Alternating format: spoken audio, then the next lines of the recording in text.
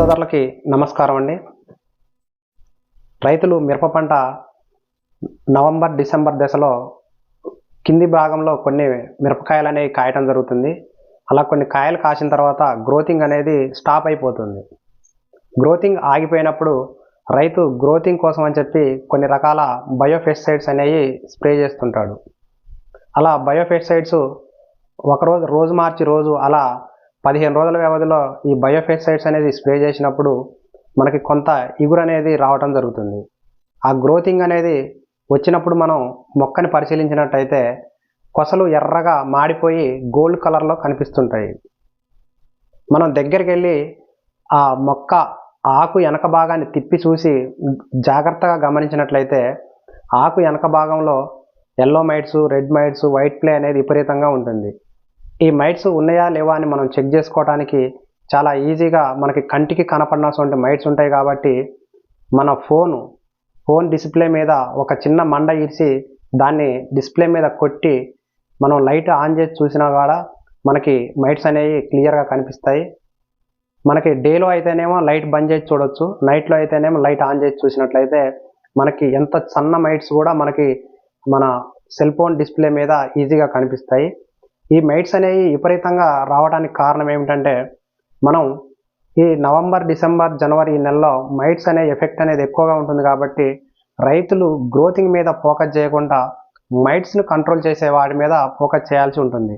అలా చేయకుండా గ్రోతింగ్ మందుల మీదనే ఇంట్రెస్ట్ పెట్టినట్టు ఏమవుతుందంటే ఈ వైట్ ప్లే, రెడ్ మైట్ అనేవి ఇవన్నీ ఎక్కువైపోయి కాండం భాగం కాంచి ఆకుల భాగం వరకు మొత్తం వెనకాల ఉండి గోక్కొని తినటం వల్ల మనకి మొత్తం గోల్డ్ కలర్లో ఇగుర్లు మాడిపోయినట్టుగా కనిపిస్తాయి. ఇలాంటి సందర్భంలో రైతులు ఖచ్చితంగా కెమికల్ వైపు వెళ్ళాల్సి ఉంటుంది.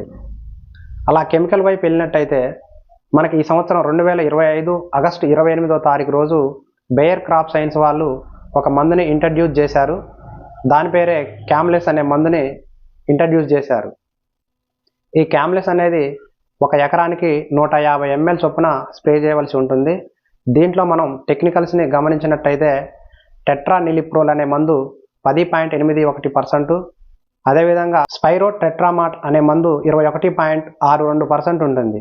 ఇది సిస్టమిక్ అండ్ కాంటాక్ట్ పద్ధతిలో దీన్ని తయారు చేశారు.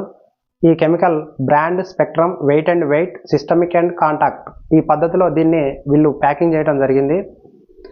దీన్ని 150 ml చొప్పున ఒక ఎకరానికి స్ప్రే చేసినట్లయితే దీని మోడ్ ఆఫ్ యాక్షన్ మనం గమనిస్తే ఇది స్ప్రే చేసినాక 1 గంట నుండే ఇది యాక్టివ్గా పంటలో పనిచేయడం జరుగుతుంది.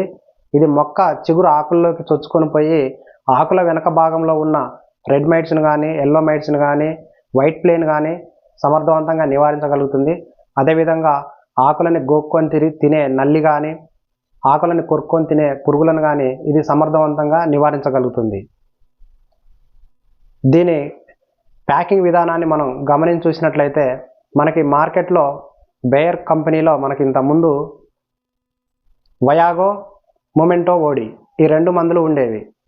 వయాగో, మొమెంటో ఓడి. వయాగోని, మొమెంటో ఓడిని రెండింటిని కలిపి తయారు చేసిందే ఈ క్యామ్లెస్ అనే మందు.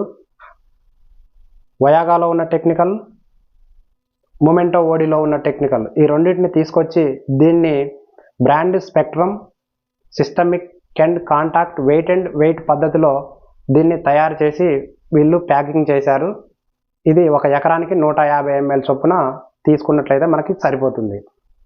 అదేవిధంగా దీని కాంబినేషన్ గమనించినట్లయితే దీంట్లోకి మనం 150 ml చొప్పున క్యామ్లెస్ని తీసుకొని ఒక ఎకరానికి దీంట్లోకి ఇమిడాక్లోఫైడ్ 70%ది ఒక 70 grams 75 grams తీసుకొని ఈ రెండింటిని కలిపి సాయంత్రం పూట మనం తోటకి స్ప్రే చేసినట్లయితే మంచి రిజల్ట్ అనేది రావడానికి ఉంటుంది.